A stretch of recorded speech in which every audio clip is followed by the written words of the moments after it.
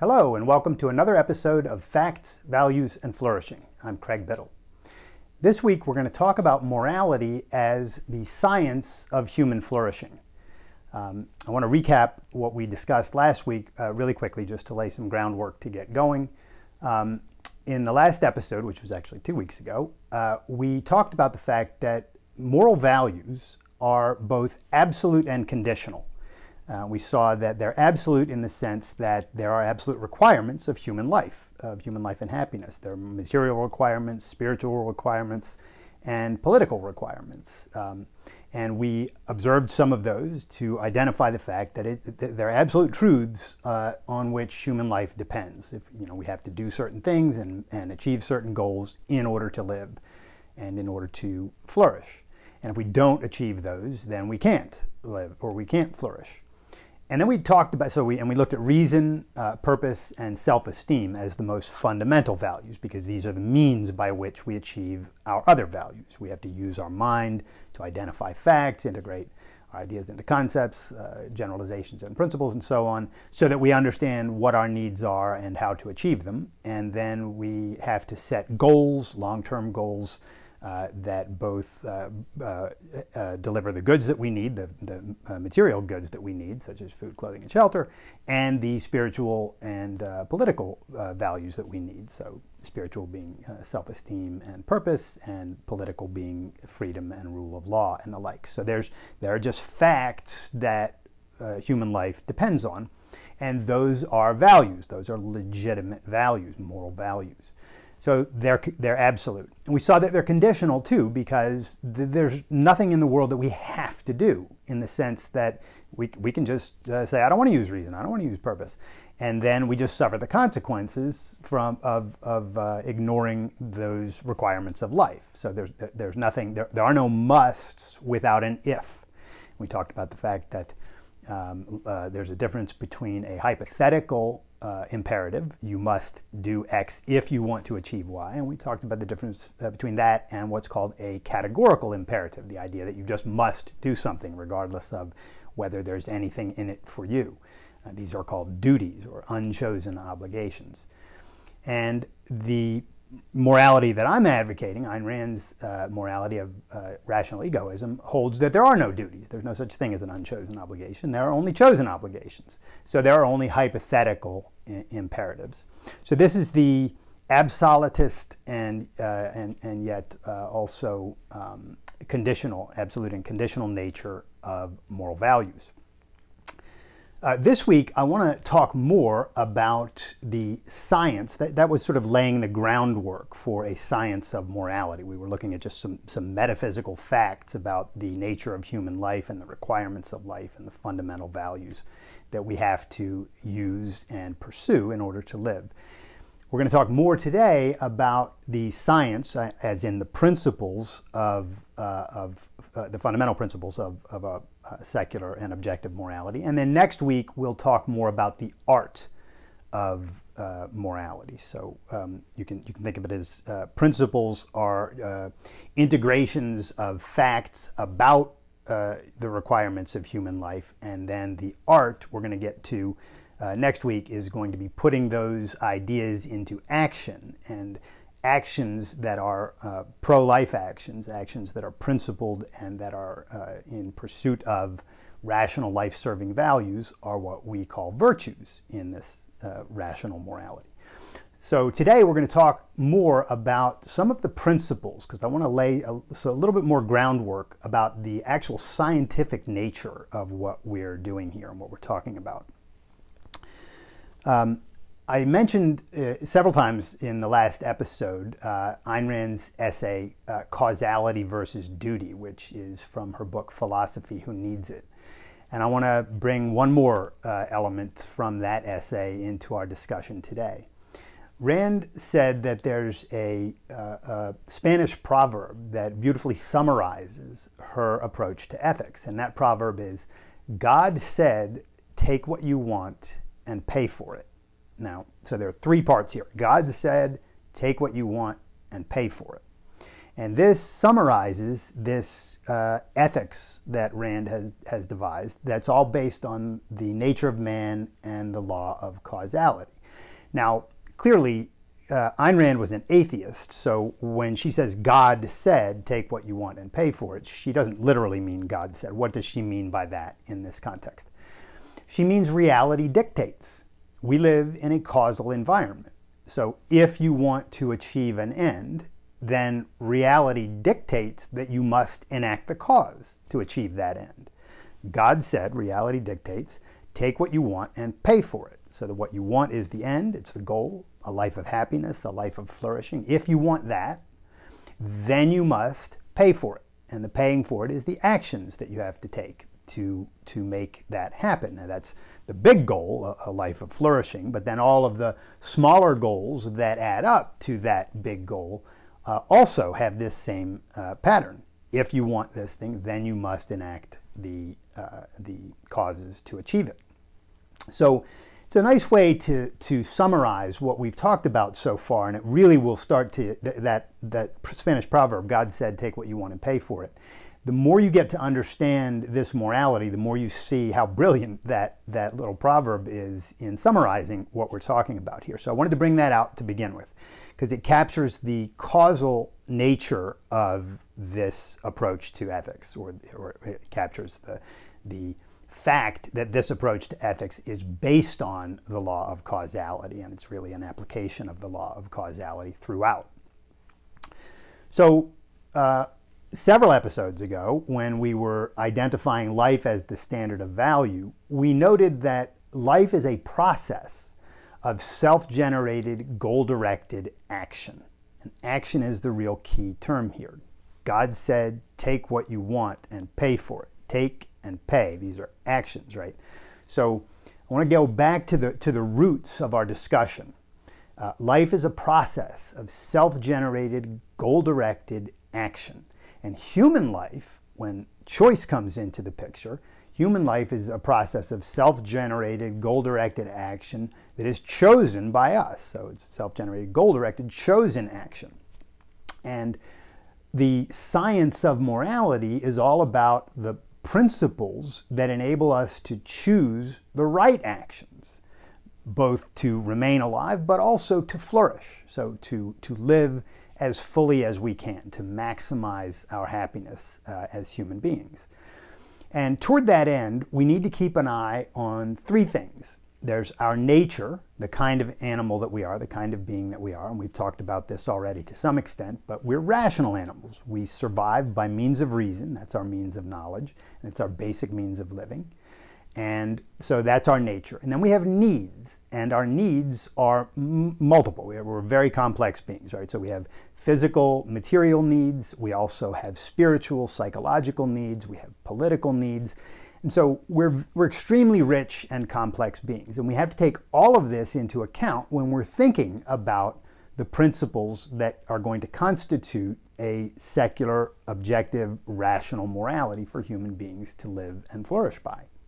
And then the third thing that we need to keep in mind is our desires, right? So we have our nature, our needs, and our desires. Now, two of these, our nature and our needs, at least the fundamental needs, are set by nature. We don't have a say in this. We are rational beings. That is our means of knowledge. It is our basic means of living. Nobody has a choice on this count. The things that we need in order to live. We need certain kinds of food. If you eat the wrong food, if you eat poisonous mushrooms or poisonous berries, or drink cyanide or the like, you're going to die, right? So there's the objectivity there. There are needs that are set by nature. And they're not just physical needs, they're the spiritual needs and the political needs that we've spoken about as well. So we have nature, we have needs, and then we have desires. And our desires can be all over the place. We can desire things that are good for our life. We can desire things that are bad for our life. You might desire something that is wonderful for your life, but that is of no interest to me, that would bore me to death. A lot of people like to watch football. I have no interest in watching football. It's a perfectly legitimate value. It's a perfectly legitimate desire or a personal value for people, but it's not my thing. So, and I have other values that other people don't care for. So these are optional aspects of human life, and I want to talk about the relationships of these and how it is that the objectivity of ethics that we've been talking about is not the least bit confining which is what some people tend to think of it when they hear, objective ethics. They're like, oh, that's going to confine me to it's going to really limit me in the things that I can do. And the fact is, it's really just the opposite. Objective morality of the variety that we're talking about here, not the duty-based morality, but the if-then morality, this is actually extremely liberating. And I'll explain why on a few counts here. Notice that we would never say of a diet, let's say I said, look, I've got this great diet, and it involves eating proteins, so you can eat beef and chicken and fish and vegetables and a few other things, but you can't eat cyanide. That's just out. It's out of this diet. You wouldn't say, wow, that's really limiting. I don't like that diet, right? That wouldn't make any sense, because we're on the pro-life premise when we're talking about diet. Right? We're already on that premise. When we're talking about diet or medicine or many of these other sciences, the pro-life premise is baked into the thing. And in traditional ethics, it's not baked in. And that's the problem with traditional ethics. It should be baked in. So this ethics that we're talking about here, with life as the standard of value and your personal happiness as the proper purpose of your life, the life premise is baked into this. So when we talk about objectivity and values, and when we say there are certain values that you objectively should pursue and uphold, and there are other values that you objectively should not, and then there are optional values, and there's a range of optional values that are legitimate for you to pursue, that range that we're talking about is not limiting because we've kicked out anti-life values, right? We've kicked cyanide out of that range. We've kicked out of that range a career in bank robbery. We've kicked out of that range a career as a dictator. We've kicked out of that range the hobby of raping people, okay? Yeah, it is limited to the pro-life, the factually pro-life things that human beings can pursue and do. But that's not limiting in the sense that it constrains you. It does just the opposite. It frees you from having to deal with the chaos that you would be trying to make decisions within if you didn't have any parameters on this. If you didn't know, oh, the only things that I should choose from are the things that are actually good for my life, the things that are going to advance my life. When we do have that as a principle, we have the pro-life premise here baked in, then you're actually liberated from the chaos and from the harm that would come about if you did go choose these actions that are really bad for your life. So once we have a principle that says, no, you should just go after values that are genuinely going to promote your life and long-term happiness, that are genuinely going to, excuse me, you should only go after values that are genuinely going to advance your flourishing. And that's not limiting, it's liberating. And there's another sense in which it's liberating, not just on the personal level, but on the social level, because objective morality of this variety is laying the groundwork for what, and we'll talk about this down the line, for the principle of individual rights. So another thing that this objectivity frees us from, that liberates us from, is the initiation of physical force by other people and by governments. Because it's, as we'll see over time, it's going to give rise to a principle that says, in effect, this: because it's true that you should pursue your life-serving values, because that's the right thing to do, and because it's true that you are the proper beneficiary of the things that you produce, it's also true that you must be left free to pursue your values and to keep the things that you produce. And this is what we'll get to, is the principle of individual rights. It's basically the principle of egoism risen to the political level, where the question is, how should what should be the general rule of social society, of social existence of society.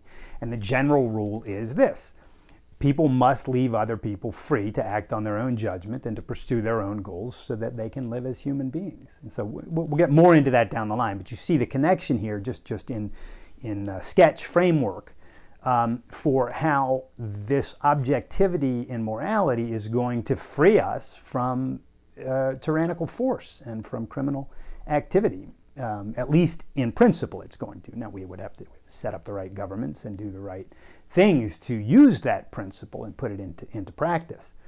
But I just want to put a big exclamation point on the fact that there's nothing limiting about the objectivity of values that we're talking about here. And it's precisely a liberating discovery, these things are.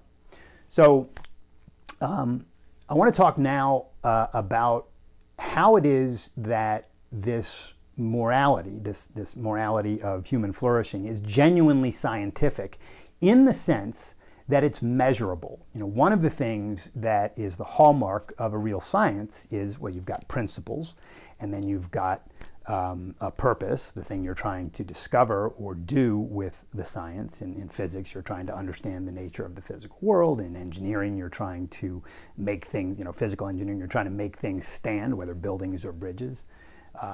In economics, you're trying to figure out how markets work and the like. So every science has a purpose, every science has principles, and every science has some kind of a measurement system so that you can determine whether something is right or wrong, or true or false, or good or bad. Again, in medicine, good or bad, it either supports life or it doesn't. Well, in morality, there's a measurement system also. And to understand it, we've got to understand first that our values are, by nature, hierarchical. Some values are more important than others. Now, we've already talked about the fundamentality of reason and purpose and self-esteem. These are the most fundamental life-serving values because they're the values that enable us to achieve, pursue and achieve, and even identify all of the other values. So they're the most fundamental. And then there are other things in life that are more fundamental than other things. And just for example, your work. You have to work in order to produce values so that you can either consume those values or trade those values in the marketplace, right? So, and if you don't work, then you're either going to die because you won't have any values to live on, or you'll end up being a parasite on other people who do think and work and trade, right? So human life depends on productive work. Well, we also value leisure time. We value hobbies and recreational activities. But you can see that there's a hierarchical dependency here, right? You can't have leisure time and hobbies and the like unless you've produced enough values to sustain your life and buy yourself time, in effect, to go do those things, to carve time out of your life so that you can do those kinds of things. So right there you can see that one value is more important than the other in the sense that it makes the other one possible. You can't have the recreational activities unless you do the productive activities. And you can't do the productive activities unless you do the thinking, unless you have reason, purpose, self-esteem. So there's a hierarchy to these things. And once you understand that there is a hierarchy of values and that it comes from our nature and that it pertains to our needs, you can then fold in your desires, your chosen personal values that you prefer.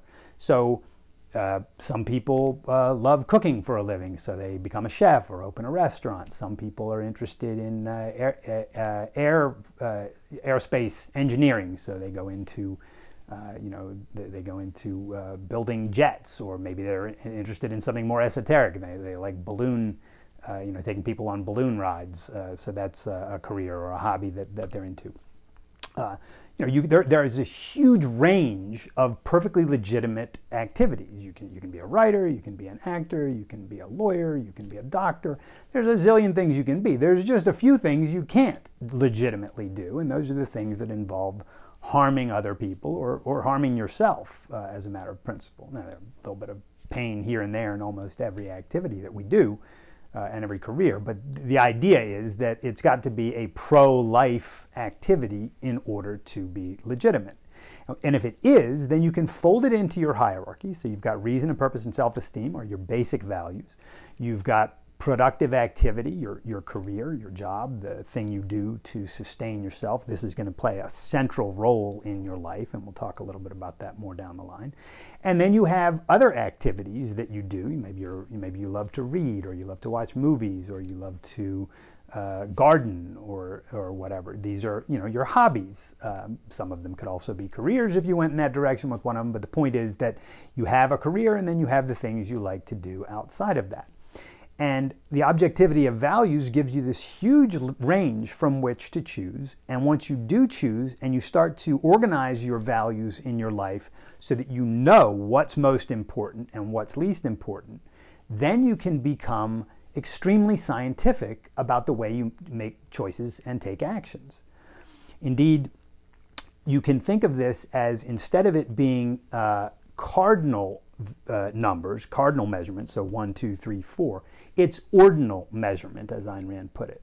So you're determining which values are more important than others in a hierarchical order, hence ordinal, and this gives rise to the idea of ordinal measurement. Well, once you know the relative importance of your values, and this is fairly complex, and everybody has his or her own set of optional values that have to be woven into the values that are just set by nature. Once you have that set, and there's a whole art to doing that, we're going to talk more about that down the line. Once you have that, then you can do what's called what Rand called a teleological measurement. Now, that's a big term. We'll just break it down. It's really simply this. It's basically just a goal-directed measurement. It's a measurement with respect to the goals in your life. You can say, in effect, I have a big project that I've got to get up and work on tomorrow morning. It's crucial to my career. My friends called. They're going out dancing tonight, and it'd be a late night if I went out with them. So I've got to make a choice. Am I going to go out and dance with my friends into the wee hours of the morning and wake up, tired or maybe even hungover and not be able to do this project properly? Or am I going to get some sleep tonight and say, no, that's not as important as this other thing? So right there you can see a black and white difference between importance. And Rand likened this to the way that we spend money. Every time you spend money, you're saying, well, this thing I'm buying is worth more to me than the dollar. And every time we make a decision in life, whether we have done the thinking about the organization of our values and what's more important to us, or whether we haven't done that thinking, the fact is we're either going to add value to our life or we're going to lose value.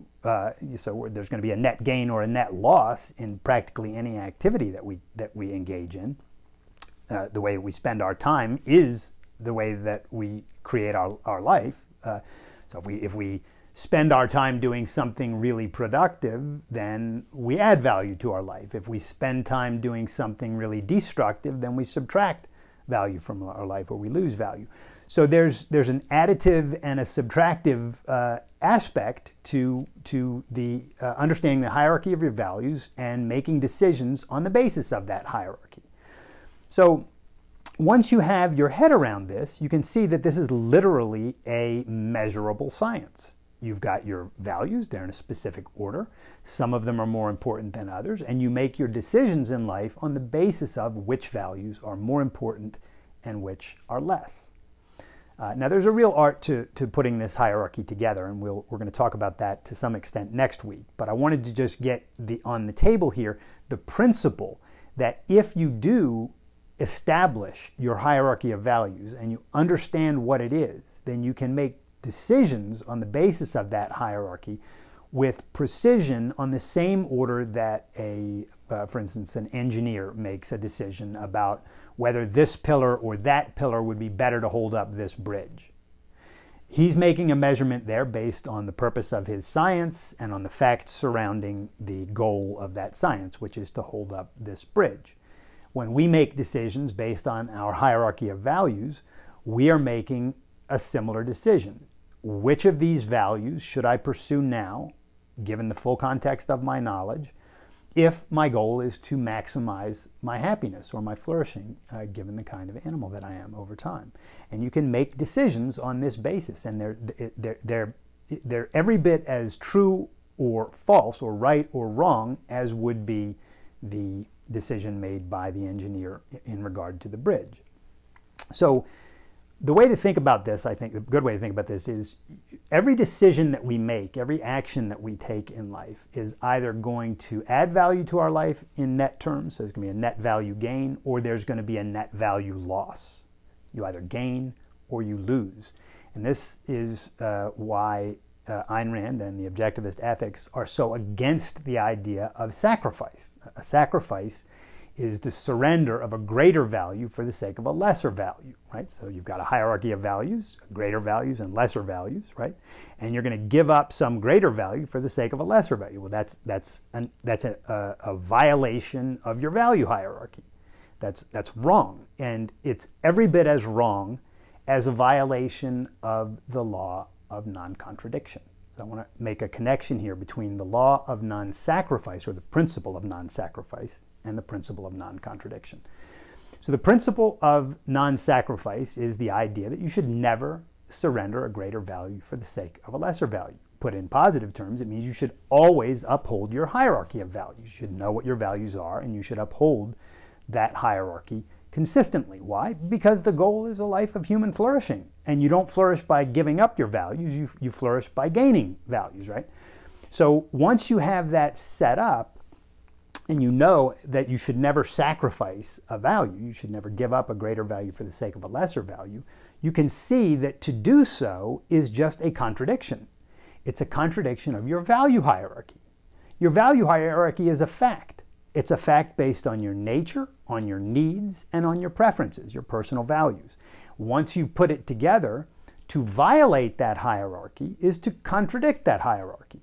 It's a contradiction in terms, or not a contradiction in terms, it's a contradiction in action, to act against that hierarchy. So it's really, the principle of non-sacrifice is basically the principle of non-contradiction applied to human choices about our values. And I think that's a really helpful way to think about this, because we understand the absolutism of moral values, and we understand the absolutism of the law of non-contradiction. I think cannot be both A and non-A at the same time and in the same respect. That's what that means. And the law of, or the principle of non-sacrifice, is the idea that you cannot advance your life by giving up your values. It's a contradiction. You can't. It just doesn't work. And so I'm trying to anchor the scientific nature of all of this from as many angles as I can, because the more you integrate this as a science, the better you're going to be able to automatize these ideas and thereby flourish. I want to make one other point, and that is I want to connect both the principle of non-sacrifice and the principle of non-contradiction to another principle that I call the principle of non-neutrality. And that is this. We live once, and every moment that passes is gone forever. You can't get it back. So if we spend time doing something that does not advance our life, that does not fill our life in some way, and it could be a leisure activity, it could be rest, it could be work, it could be any number of things. There are all sorts of things that we need. It's not like every moment of our day we need to be frantically charging for values. Sometimes we need rest. Sometimes we just need to close our eyes and relax. Those are real values too. So I don't want to have this mistaken. But the fact is that every moment that passes is gone for good. So if we want to really flourish, if we want to fill our lives with the maximum amount of meaning and joy, we need to be very judicious with our time. We need to say, in effect, I'm never going to waste my time. I'm going to always use my time as wisely and as self-interestedly as possible. There are no neutral choices. There are no neutral actions, because any action that you take either uses time wisely, in a way that advances your life, or it doesn't.